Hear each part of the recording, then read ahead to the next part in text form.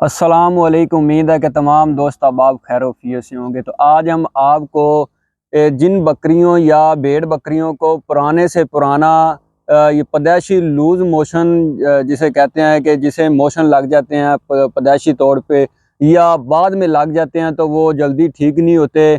और दूसरी बात ये है कि जब मोशन बकरी या बकरे को लग जाते हैं तो वो अगर ठीक ना हो तो बहुत ही कमज़ोर हो जाता है। तो उनके लिए हम इंडियन फार्मूला जो देसी फार्मूला हम आपके लिए लाए हैं।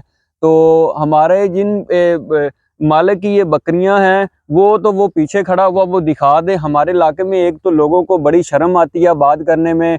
इन्हें मैंने बोला बुजुर्ग को कि आप हमें ये बता दें, वो कह रहा है कि मैं आपको बता देता हूँ, आप खुद आगे बता दो। इसलिए उनको शर्म आ रही है, वो कहता है कि मैंने नहीं बोलना, ना मुझे बोलना आता है, तो इसलिए मैं ही आपको बता दूंगा। तो चलिए वीडियो शुरू करने से पहले हम आपको नुस्खा तो बता देंगे। तो हमारे यूट्यूब चैनल को आपने सब्सक्राइब करना है और बेल के आइकन को नहीं भूलना ताकि हमारी हर आने वाली वीडियो आप तक पहुंचती रहे।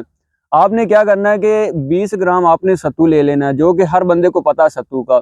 और दूसरी बात यह कि आपने 20 ग्राम गुड़ ले लेना है। उस इन दोनों को अच्छी तरह से, गुड़ अगर सख्त है तो उसको बारीक कर लेना है, उसको अच्छी तरह से सत्तू के साथ मिला देना है।